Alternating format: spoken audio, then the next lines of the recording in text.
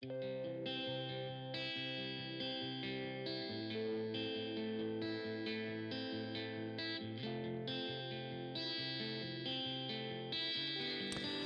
is a podcast by WellHouse Church, where we take a closer look and dig a little deeper into this week's sermon. What's up, man? Not much. I'm doing well. How are you? I'm all right.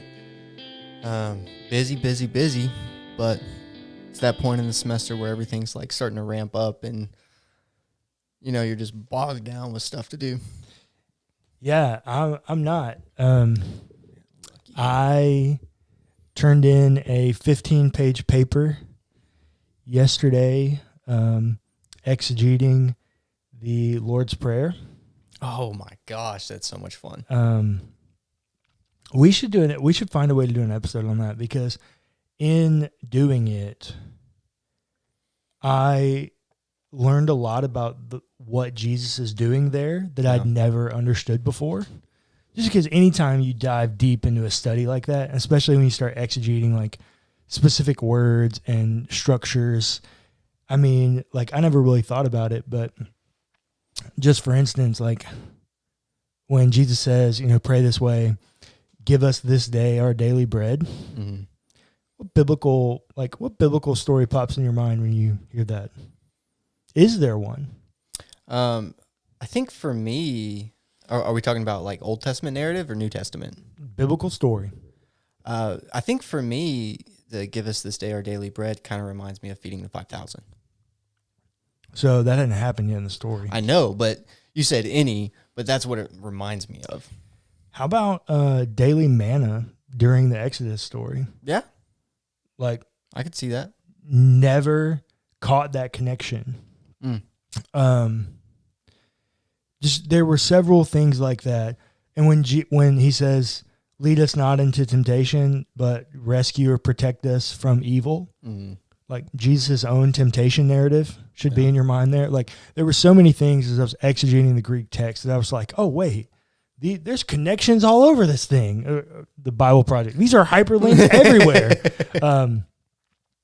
So it was really formative for me just in what Jesus is telling us to pray for there. And so maybe it'd be a great thing to talk about on practicing presence, but just that prayer and what we should actually be praying for. And so I turned that in yesterday, and dude, my semester is smooth sailing from this point on. I still have lots of papers, but they're spaced out in ways that I'm like, whew, this is a breeze. Yeah, no, I've got lots of things back to back coming up. Plus all of the actual other daily work that you got to do, at least in undergrad. Yeah. Well, you have that in grad school too. It's just, hey, we expect you to read these 300 pages and know that material for the final, but we're never going to talk about it. Yeah. Yeah, very different. Very different. So I thought your sermon from this last week was really powerful, talking about the centurion, you know. Yeah, thanks. You want to walk us through that a little bit? Yeah. As you guys know, we're in this series that I'm calling Because of Faith, and I just can't get enough of this idea of how faith actually impacts God's activity in the world. And this story is really, really unique because this high-ranking official, this centurion, comes to Jesus and he says, Lord, I have a servant who is lying at home in agony. He's paralyzed. And Jesus responds, he says, I'll come to your house and I'll heal him. So it's like the man comes to Jesus and he says, hey, I'll come to your house and heal you. But the centurion, he's like, no. No, I want you to heal. But like, I also know the manner in which you're capable of healing, and you don't have to come to my house. You can heal them from right here, which is pretty mind-boggling because when I pray for something, I pray for it in a way, and I say, something like, Lord, let this happen. Yeah. And if it happens, I go, praise Jesus, God answered prayers. Mm-hmm. I've never once went, God, no, that's not what I meant. I know you can do this even more powerful. I know that you can do this in a more glorifying way to you. I don't need you to just do it, but there's a way that I think you should do it. Yeah, when we were talking yesterday, without giving too much details, you were praying for something, and God answered your prayer. Yeah. Pretty specifically. And then you realize maybe I should have prayed about it this way. Yeah, maybe I should have prayed about it another way because God answered my prayer exactly how I asked for it, but now I don't know what to do with the answer. Yeah. So, guys, pray for me. I'm learning this whole church plant thing. But something that this drew me to is there's this old story from the Midrash. So if you don't know, the Midrash is some old Jewish texts that never made it into the Bible, but they're kind of adjacent tradition books. A lot of times in the Gospels when it says, it's written, well, it's not actually written in the Bible, it's written in the Talmud, which is another part of Midrash. And so they're Jewish adjacent, or they're Christian adjacent texts, they're religion documents from the time. And there's a story in the Midrash of a guy named Honi. And if you've ever read Mark Batterson's book, The Circle Maker, you know where this comes from. But the Midrash tells this story of a guy named Honi, and the land that he's in is going through a drought, a severe drought, a famine drought. Like, people are losing their lives because of this drought. And Honi is this wise man. He's like a sage, a prophet. Excuse me. And he lives outside the city. But he gets this hankering. And man, he's an enthusiast pathway to the core. Because he walks into the city and walks right in the middle of the city. And he takes his staff and he draws a circle around himself. So he closes himself in the circle. And he says, God, I'm not going to move from this spot until you make it rain. And he begins to pray. And sure enough, people begin to gather around and watch. And a light sprinkle begins to come down. And if that were me, thanks, God.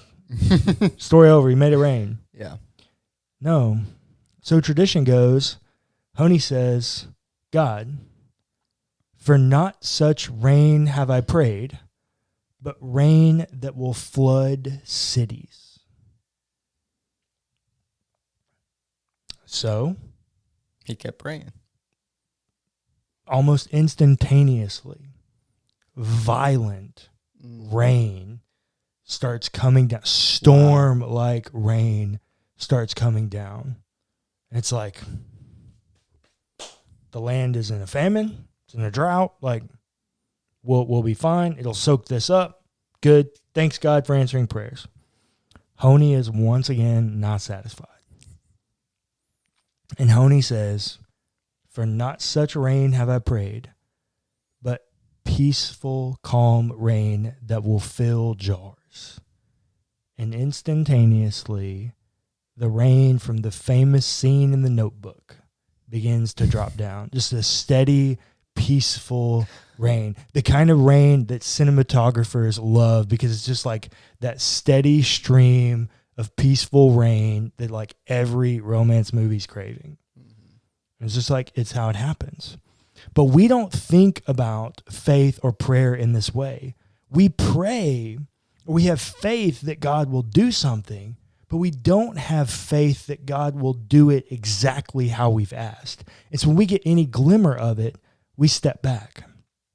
But the centurion shows us that that's not the approach we have to take, nor is it the approach we should take. The centurion goes into this whole thing about authority, and he says, no, I'm not worthy to have you in my home. Like, you are something bigger than me. He says in verse 8, Lord, I don't deserve to have you in my house. And in truth, I know you don't need to be with my servant to heal him. Just say the word and he will be healed. That, after all, is how authority works. My troops obey me, whether I am next to them or not. Similarly, this sickness will obey you. Jesus was stunned by the depth of the officer's faith. I'm pretty fascinated with this question. What would the world look like if we stopped praying for abstract justice and we prayed for specific restoration? What would it look like if we stopped praying for oppression and specifically prayed for black people to be elevated to equality? What would it look like if we said, God, no, I know you're powerful enough to do this thing that I'm asking for. Not just this abstract idea of healing, not just this abstract idea of restoration, but a very, very, very specific kind of restoration. Yeah. So at the beginning of the pandemic, I started praying something very similar to that. I started praying, God, I know you're powerful enough. So why don't you heal every person that has the coronavirus? It hasn't happened yet. Yeah. That's a very pointed prayer. And I think that is probably the way we need to pray. Very specific. And pray big. That's right? the thing. I heard a sermon one time. I was in undergraduate, and I was in my first ever preaching class, and a guy named Joshua Hilburn, love that guy, pastor of a church plant here in Houston, preached a sermon from Acts 2, and it's Peter's sermon at Pentecost. And in that, if you remember, he quotes from Joel chapter 2, and he says, in the last days, all these things will happen. Your sons and daughters will prophesy. Your young men will see visions. Your old men will dream dreams. All these types of things. And I'll never forget, I don't remember all of Josh's sermon. I remember the final words. So for heaven's sake, dream big. Wow. Just that idea that if we truly believe we serve an all-powerful God, what the heck are we doing asking him for such small requests? Yeah. I've told this story on another podcast, but I have a friend named Kyle Dobbs who we served together in ministry for a long time, still to this day one of my best friends. And he has this analogy that if I handed you the keys to a Ferrari that was sitting in the driveway and you were going to go drive it, where are you going? You're going anywhere that you think you can try to top that car out, right? But it's almost like our prayer life. God is the Ferrari, and we drive him through a neighborhood and maybe even a school zone. Like we just putter around at 25, 30 miles an hour when the car is capable of 180. Yeah. Like we're not pushing that limit, which means we have a lack of faith. Because Jesus says here in verse 10, Jesus was stunned by the depth of the officer's faith. Yeah. And there's another piece of this that I want to talk about, and I know I talked about it in the sermon, but I think it's so important. Notice this faith is not for himself. This is not faith for his own healing. Yeah. This is faith for his servant. You know, a lot of our LGBTQ brothers and sisters want to point to this as a relationship of same sex. because it's a male centurion and it's also a male slave, that this is a deep level of affection that they have for each other. Yeah. Now, I will say, I don't think there's anything in the text that leads me to believe that this is a romantic relationship, but it's definitely an intimate one. Yeah. Because this is a rich man. Losing a slave, not hurtful. Right. Like, doesn't hurt his portfolio that much. Yeah. But he's viewing this slave, as a person. This is a human being that he doesn't want them to lose their life. And so he goes out of his way to go to Jesus. And he has faith. Get this. This is the piece I love. He has enough faith for someone else's restoration. Do you have enough faith for your sons and daughters' restoration? Do you have enough faith for your neighbor's restoration? Do you have enough faith for your mom, your dad, your coworker, your spouse? Do you have enough faith that oppression will end? Do you have enough faith that people will be placed in a place of equity? Yeah, I do think that's an element of this. Yeah. But I also think right here, this is someone that he deeply cares for, that he's seeking healing. This is an individual person that loves another individual person that's in need of healing and restoration. Yeah. Do you have enough faith that another individual can experience healing because of your faith? Mm. Yeah, no, that's a really good question, and something that I think we all need to consider. Yeah, well, because as I mentioned previously, for me, this is an important question because when we come into Advent, I'm asking you to invite someone. I'm asking you to have faith for someone else.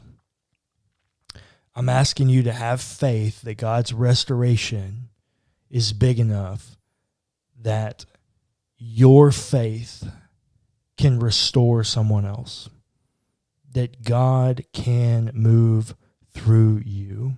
And we're going to look at another text next week. And boy, it's a doozy. I've been wrestling with it for weeks. But I think it's important.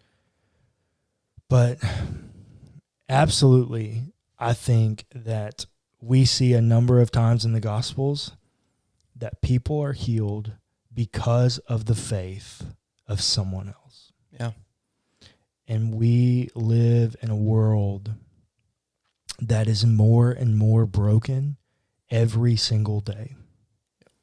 And if we truly, truly believe what Jesus says, that the faith of a mustard seed can say to a mountain to move and it will obey, what does that actually mean for our faith?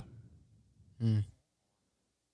Jesus says this smallest thing of faith can say to a mountain to move, and yet we don't even have enough faith for our own restoration. Yeah, that's when you think about it that way, faith is an incredible power. It is. Yes, it is. You know, we always talk about miraculous healing. We talk about prophecy. You know, we talk about the quote unquote supernatural or miraculous gifts of 1 Corinthians 14. It's faith, dude. If there were ever a superpower, it's just faith. Yeah. Literally, it is just faith. I mean, you got to think about which one was it, Elijah or Elijah, that called fire down from heaven? That's Elijah. Yeah. That's incredible. And think about the kind of faith that takes. So that's a different kind of story. Yeah. No, it is very different, but but I'm just talking because that dude, not only does he have enough faith that he can call down fire from heaven, he mocks those dudes several times. Pour water on it. I ain't worried about that. Let that flood that thing. Wet wood, it'll still burn. Like, I ain't worried about it. And oh, by the way, if I can do it and you can't, I'm going to chop your head off. 200 priests of Baal. Yeah. Is it 200 or 400? I don't remember, but it was a lot. It's several hundred, and Elijah calls down fire from heaven and literally chops every one of their heads off. Incredible amount of faith. An insane amount of faith. Yeah. We see, and I've mentioned this on here, but this is, every preacher has that story, that sermon that's just in the bag. It's in the back pocket. We could drop it at any moment. I'd be interested to know, we have a lot of other preachers that listen to this podcast too. Be interested to know what your go-to kind of sermon is. Mine is Acts 3. When Peter heals the man outside the temple. I've got that one. I've also got John 5. I do something really, or John 6. I do something really good with John 6 and the feeding of the 5,000 because I make you hear the story as if you're the little boy that offers up his 5 fish and 2 barley loaves. Wow. So those are my two, I can pull them out at any moment. But in the Acts 3 sermon, Peter's just walking, and this dude's just asking for money. Okay, bro, I need some bread. And Peter's like, hey, yo, I'm broke, but I'll heal you. He just reaches down and yanks him up. Can you imagine the amount of faith it takes? Because this is a lame man, and they're outside the temple. What happens if that man's not healed? Peter looks like the biggest jerk of all time. Yeah. Super insensitive and egotistical. Yeah. Who are you that you think that you can heal this man? Yeah. And yet Peter does it, and it's miraculous. That's the prime, that's what faith is. Yeah. And I think that's something really important about faith that you just kind of touched on was how you kind of pointed it to how everyone else would look at him if it didn't work. Sometimes we get in our own heads, right? And we think if this doesn't work, people are going to laugh at me, or people aren't going to like me. People are going to think that I'm a quote Bible beater, right? Yep. And you get in your own head, and then you don't do the thing that God's calling you to do. Yeah. Or you don't have enough faith in what God is trying to do through you. Yeah. And it's interesting. I meet a lot of people. I talk to a lot of people. I have mentors and coaches that share stories with me. Of all the people I've met and talked to, I've never met a person who told me that I couldn't pray for them. I've never met a person who told me they were upset when I prayed for them. I've even met atheists that seemed relieved when I told them I was praying for them because they don't want to believe, but they're glad that someone believes. So